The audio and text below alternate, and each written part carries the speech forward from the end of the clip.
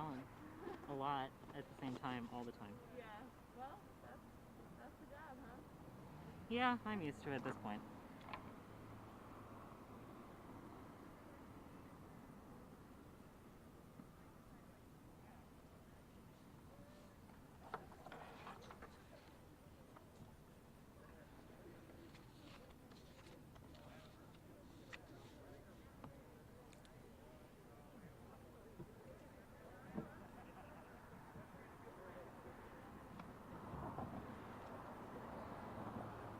I'm glad you're on the beat right now. I'm sorry. I'm glad you're on the beat right now. Oh yeah. Oh yeah.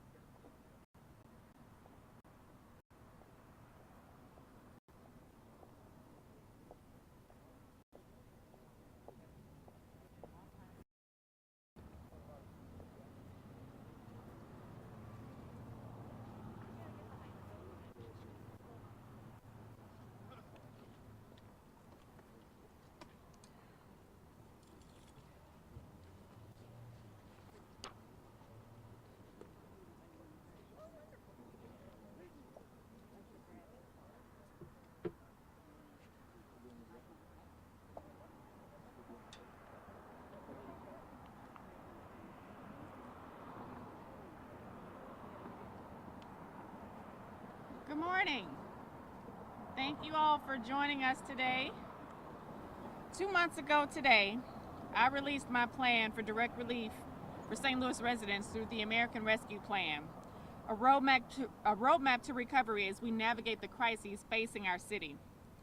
This plan was informed by a community-driven input process that solicited nearly 2,500 public comments and held multiple public hearings to make sure St. Louisans had a voice in this process.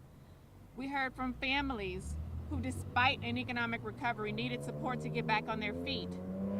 Even now, there are 3,000 eviction cases in the docket in the city of St. Louis. And today, I'll put this plan to motion by signing it. To those who are struggling to make ends meet, who can't make rent on time, who want to feel safe in your neighborhood, help is on the way. From senior services to free public transit for kids, there's more than $100 million in support for St. Louis families in this package. For example, more than $5 million for community violence intervention programs to make our neighborhoods safer. $1 million for mobile vaccination clinics and $500,000 in vaccination education. $12 million in rental and utility assistance. nearly $5 million for youth jobs, programming, and sports to keep them engaged and safe. $2 million in early childhood education. $1.5 million to open a new center in North St. Louis to help connect entrepreneurs and small businesses with the legal and technical support they need to grow. $1.5 million to expand Wi-Fi and broadband options to bridge the digital divide. Along with these investments in assistance for unhoused neighbors, job training, community health workers, and more. And of course, $500 payments for thousands of St. Louis families. It's due to the hard work of the elected labor and faith leaders here today that families will be getting the support they need to put food on the table and pay their bills. We've seen cities across the country from St. Paul, Minnesota to Columbia, South Carolina to Los Angeles, California pilot similar programs. And by thinking boldly, we're putting St. Louis back on the map. Getting $500 in the pockets of families in a fair and equitable way is my administration's top priority. We'll have more updates in the coming days, and I want to make sure that we get this right. I'm grateful to Congresswoman Cori Bush for fighting so hard to get us these federal dollars. I'm grateful to Comptroller Darlene Green for her advice and support and participation throughout this process. I appreciate the members of the Board of Aldermen, especially those who submitted important amendments to strengthen this overall deal for our city. But I remain deeply concerned about the additions that fly in the face of federal rules regulating how American Rescue Plan money can be spent. President Reed's refusal to bring his legislation fully in line with federal regulations on spending ARPA money has delayed relief from getting to families. My administration tried time and time again to work out a compromise, and he rebuffed us every single time.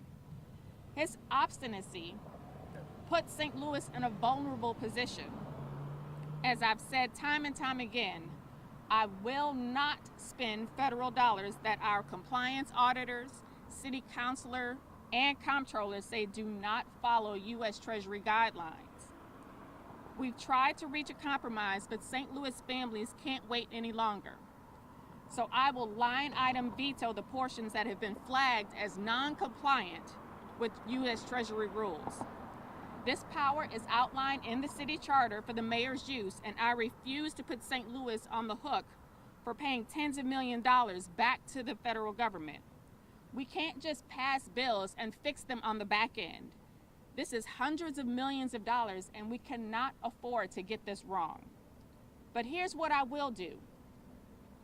I will put forward an economic development plan that follows federal rules and, even more importantly, goes farther in transforming our city.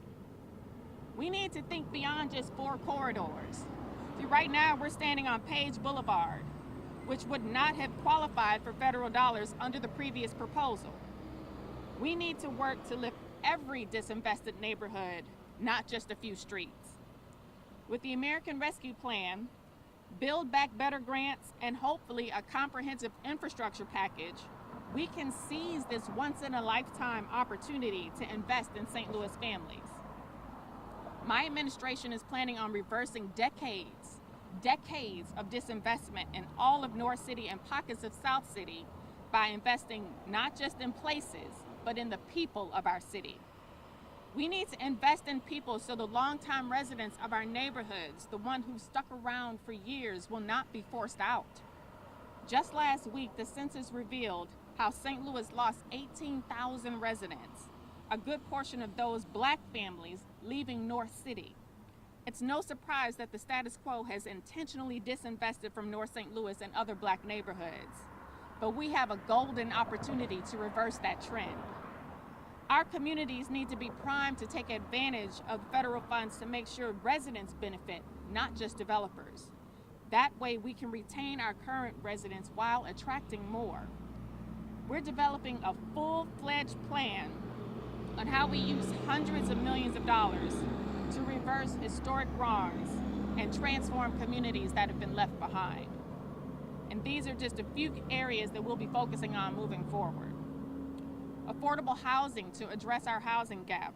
There's a shortage of 32,000 affordable rentals in the city, Meanwhile, 30,000 people are on a waiting list for housing vouchers. Workforce development in partnership with agencies and institutions like Rankin Technical College, who was gracious to let us stop by their campus today to train and educate residents to help them take advantage of good paying jobs so they can stay in their neighborhoods as the dollars flow in. Infrastructure investments to repair our roads, bridges, streetlights, fill potholes, and more. And finally, economic empowerment through revolving loan funds for small minority-owned businesses, strategic efforts to utilize vacant buildings and land, technical assistance hubs for entrepreneurs and business owners, and more. We'll have more details as we see how the final infrastructure bill is taking shape. And I know Congresswoman Bush is working hard to bring St. Louisans more resources, just as she did with the American Rescue Plan. We have hundreds of millions of dollars in the bank to transform our city and build back better. Our goal is to make sure we seize this opportunity and invest these funds in ways that strengthen our neighborhoods and make our city a more equitable place, one where everyone, no matter their zip code, the color of their skin, can thrive.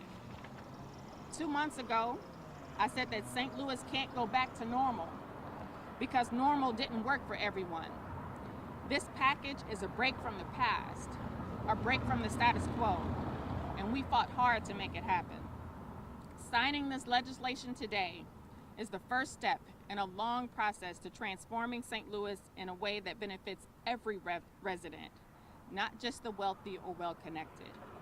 I look forward to working with elected leaders and the public as we plan to allocate hundreds of millions of more dollars in federal funding in a fair and equitable way.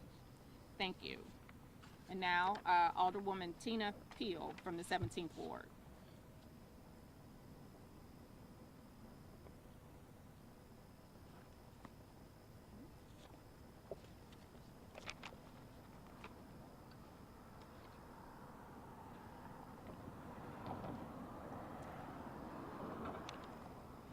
Good morning, everyone. My name is Tina Peel.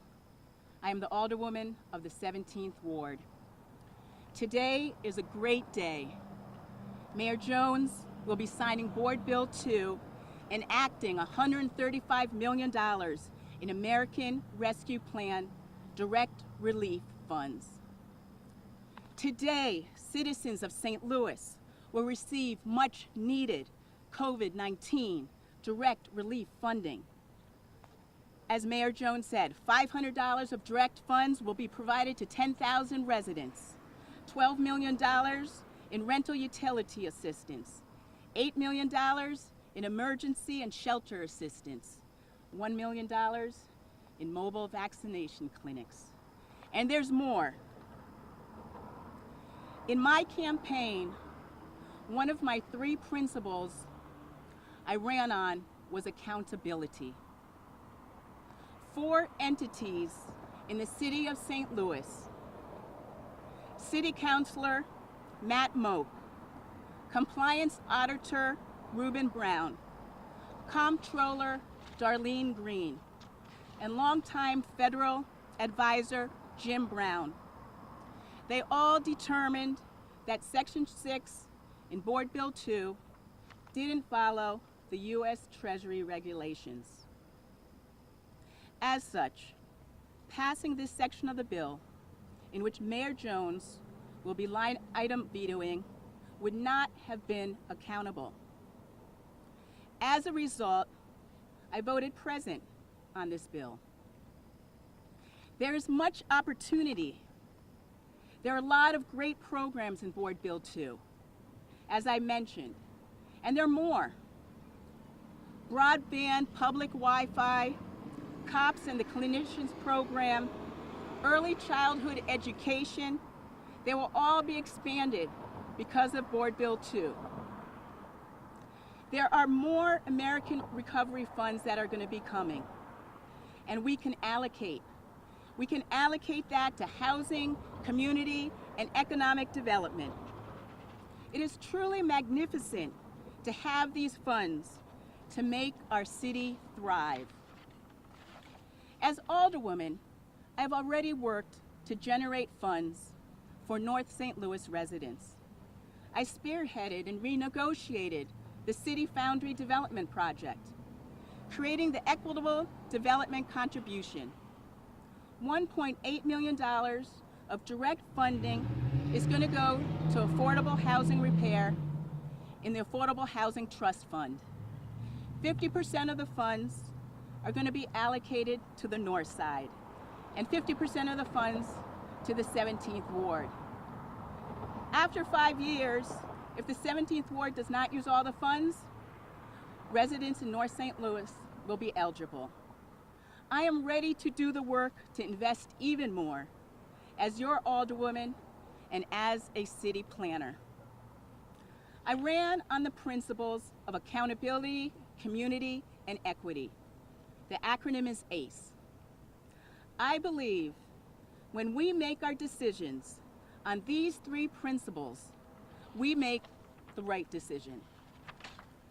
$135 million of the American Rescue Plan funds will be allocated today, and the remaining funds later.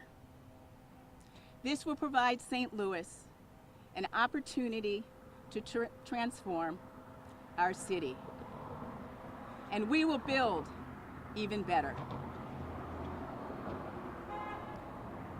Next is Byron Brown from Worker with Unite Here.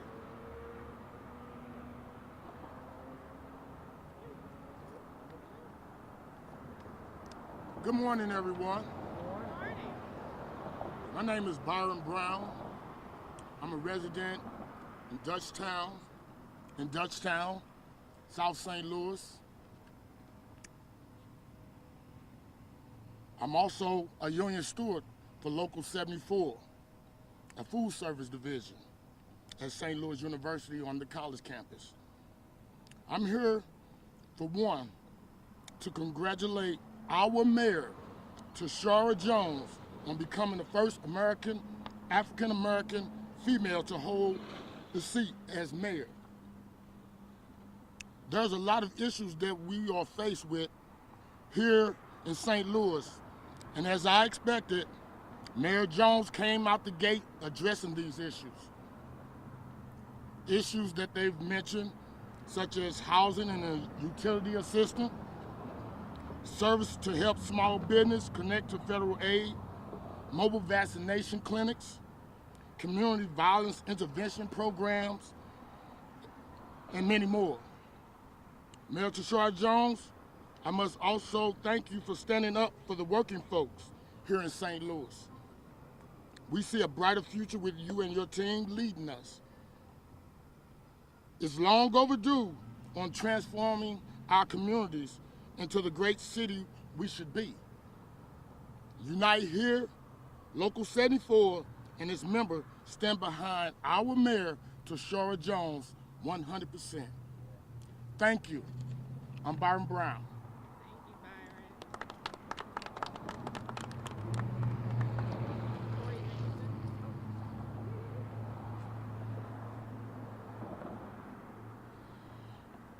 Good morning. My name is Tori Jameson. I am a proud resident of the 15th Ward in Tower Grove, and I am a small business, a nonprofit organizer. I run a small community ministry. I'm here to speak because I am an impacted community member. I will qualify for the $500 stimulus. And it may not sound like a lot of money, but that is hard fought by Mayor Jones, the older folk, like lots of our older people, lots of our city staff. And the reality is that $500 for me as a low-income St. Louisan, alongside lots of my neighbors and the folks I serve, that $500 is life-changing for me. It would allow me to buy medications I currently can't afford that I need. It would allow me to make sure that there's food on my table and make sure my neighbors that struggle around me also aren't going hungry. It would make sure, honestly, that my power stays on until it would cover to about winter time. Like, those are huge things that currently are my everyday struggle, and that would really significantly change my life, like, and greatly impact us. For many St. Louisans, where that $500 helps, get their kids the shoes they need for school, right? And helps get them, supplies. There's that. So for folks with more privilege, that money may seem like nothing, but for folks like me, that's really life-changing. I really am so thankful to Mayor Jones and her administration for advocating for that, and for our alder folks who have continued to make sure that that stimulus is part of the package that passed. Excited about the other opportunities, but this direct payment is incredibly invaluable. Thank you. I am Tori, and Jameson, Jameson. My pronouns are they and them.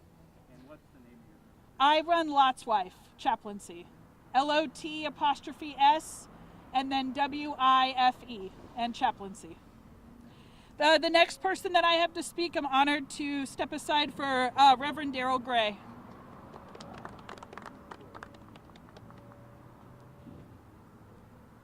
Good morning, everyone. I'm indeed grateful to have been invited here this morning. I'm Reverend Daryl Gray. I'm the Community Engagement Coordinator for the Baptist Ministers Union of St. Louis and vicinity. A few weeks ago, several clergy stood on the steps of City Hall to encourage President Reed to support the mayor's budget, specifically as it related to making sure that people who were most in need received the resources that they needed. We supported the mayor at that time because we believed that it was the right thing to do. I stand here today because the mayor continues to do the right thing as it relates to those in our community who suffer the most. I live in this community. I'm about 5 minutes away. I walked over here today. I'm glad to see my state representative here, Representative Kim Collins. We walk these streets. Last night, my neighbor had a gunshot in her house. Somebody shot through her house, aiming at one house, shooting in another house. These are the realities of this community. Mayor Jones understands the realities of these communities. She understood that we needed more money to make sure that black people were vaccinated. Not just that they received masks, but that they were vaccinated. That they wouldn't come to Rankin, that they wouldn't come to the convention center, that oftentimes they wouldn't even come to our churches to be vaccinated. So she'd made sure that in this budget, there was money so that people could go to knock on doors of people who needed to be vaccinated, who would not come to other places. She made sure that in this budget, that there was money for youth crime prevention, not just enforcement, not just intervention, but crime prevention. She made sure that there was money for the unhoused, because too often there are not enough resources for the unhoused. She made sure that she cared for the least of these. That's what her budget represented, and that's why myself and other fellow clergy members came out and stood on the steps to support her. We want to encourage all of our elected officials. We may never get this opportunity again, where we control the budget of this city. It may not ever happen again. And so while we control the budget, while we control the agenda, while we have a mayor like Ms. Jones, we want to make sure that north of Delmar, things begin to happen. We understand the politics of our city, but we're grateful that our mayor is looking beyond the politics of the city, the petty politics of the city. We're here to stand in support of her. We've disagreed at times, but she's never been disagreeable. She's always had an open mind. She's always had an open door. She's always been willing to talk. She's always been willing to explain her position.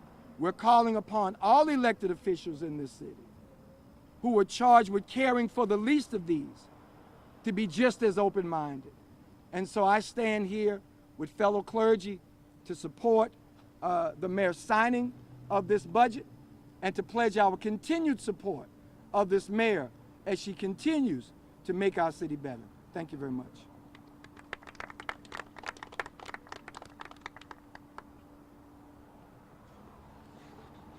Good morning.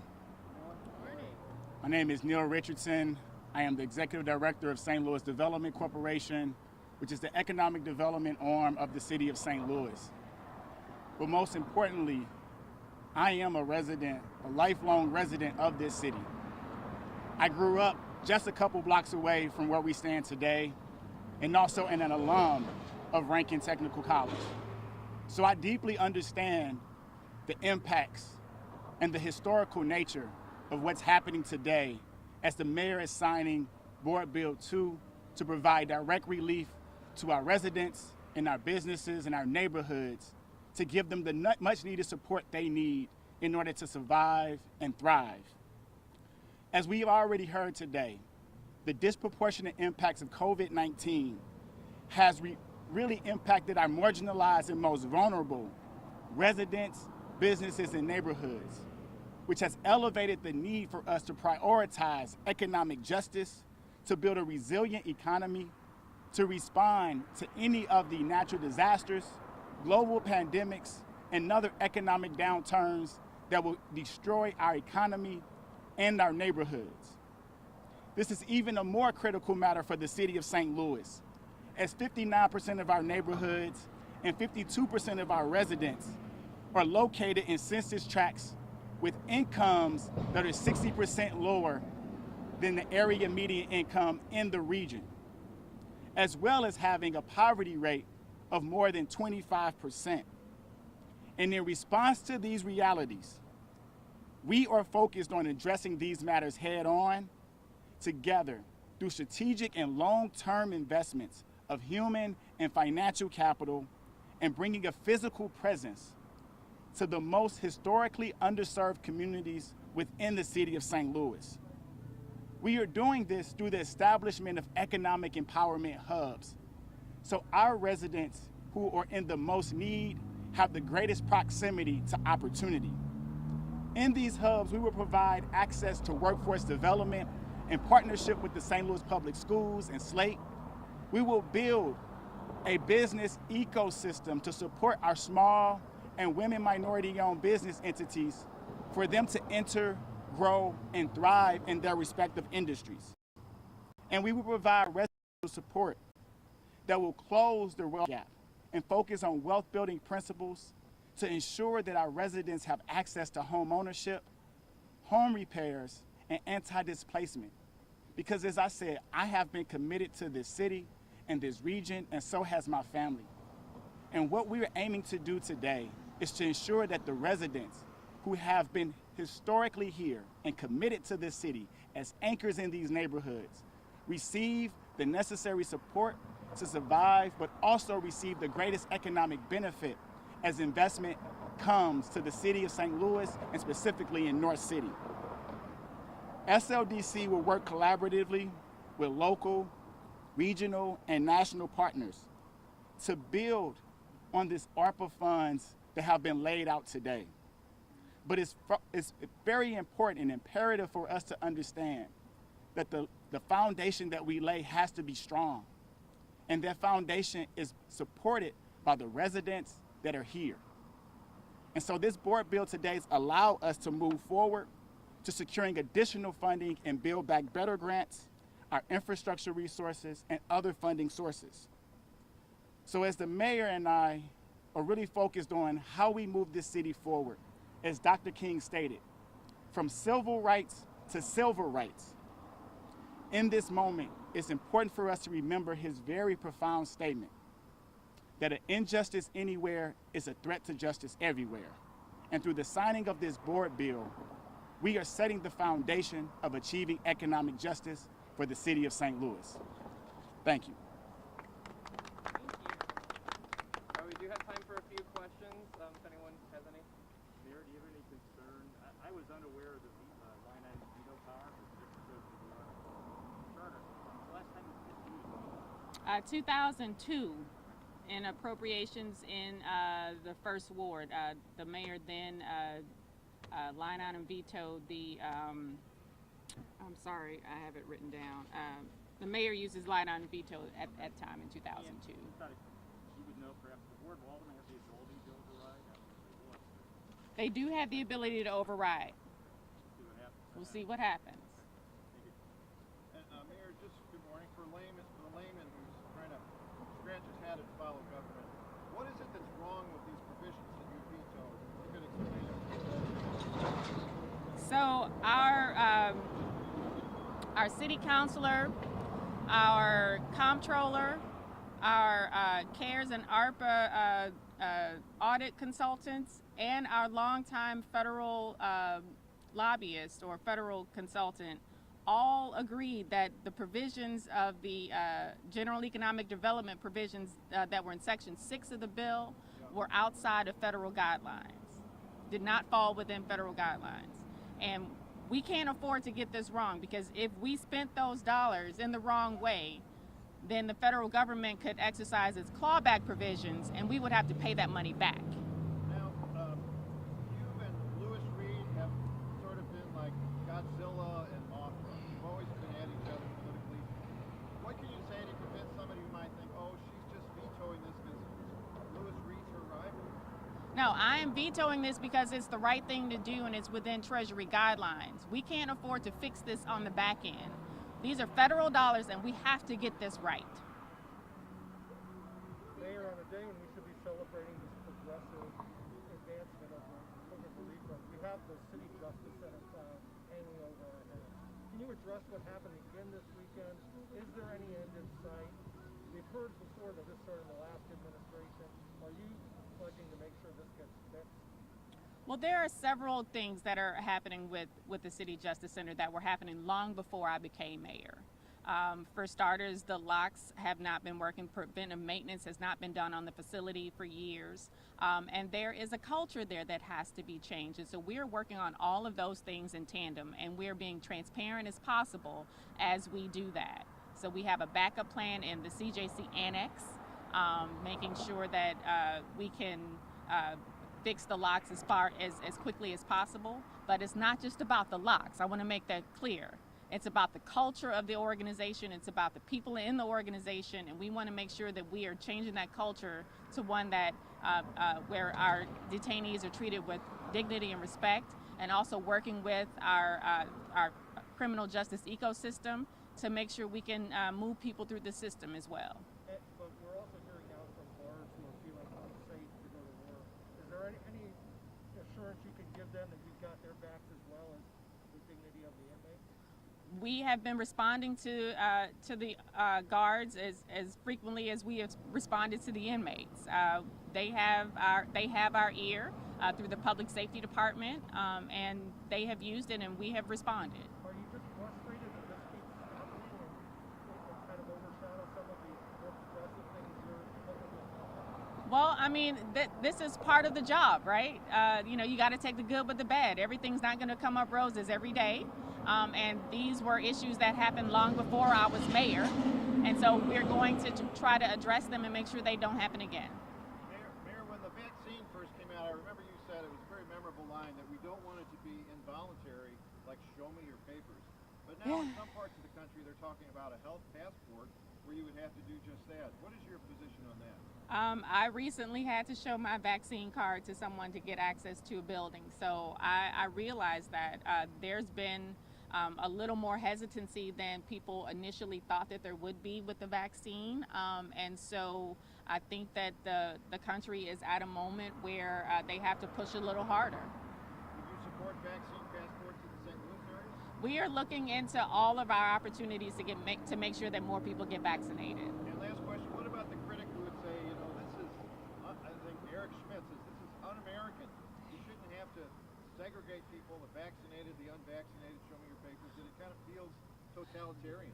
Well, I think Eric Schmidt is also flip-flopping, because he with other Republicans, unanimously supported getting our children vaccinated against meningitis several years ago when there was a meningitis outbreak on our college campuses. So he was for vaccines before he was against them.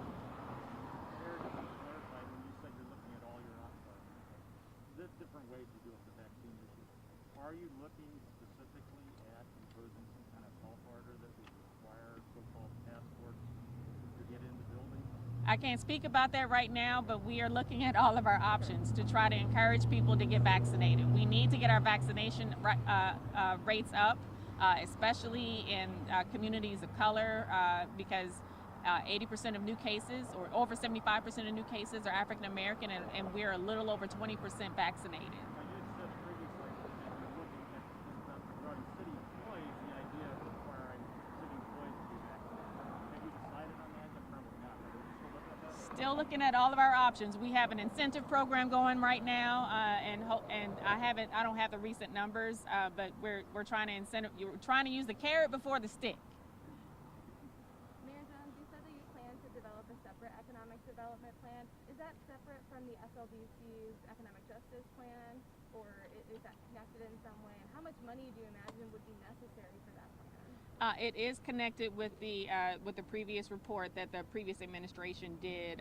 We're just going a little step further because there was no action plan associated with that report, and so we are developing an action strategy to actually implement that, in addition to some other things that we're adding to it. So this is the economic justice plan that... Part of it. Okay. Part of it. And where do you imagine that funding will come from? As our executive director said, and as I said in my remarks, there are other grants that we are applying for. There's a Build Back Better grant that we're applying for, which is up to $75 million. Their infrastructure package has still yet to be determined, as well as the $3.5 million reconciliation package. So there's a lot of money coming down the pipeline, and so we are trying to use these funds for direct relief and some for infrastructure, but again, there will be tons of other federal funds coming down the pipeline that we'll be able to use. Have we got time for one more? Over the last week, we had 3 women of color, 2 older and 1 younger child, murdered in the city of St. Louis. While the crime rate is down, is there any concern about changing demographics of the city? Yes, it's very concerning to me, and recently it hit home for me. The double murder in Ferguson was my cousin, Maya, and she was just 27 years old. She was 2 months pregnant.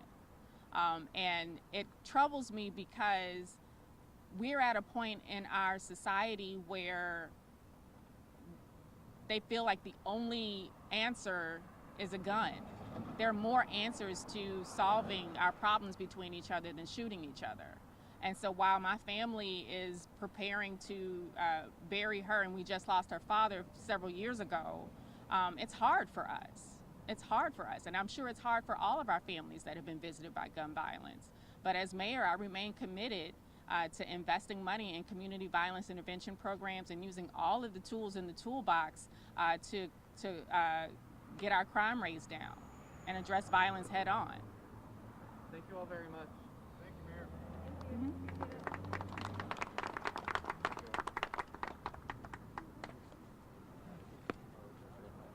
Mark Jones. Can you not hear me?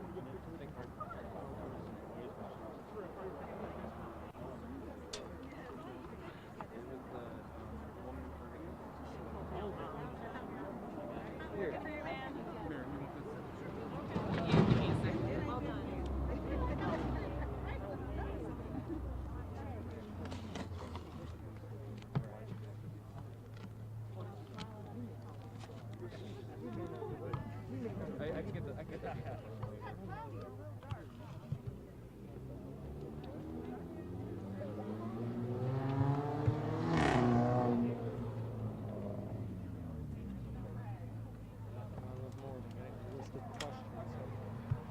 I know how it goes.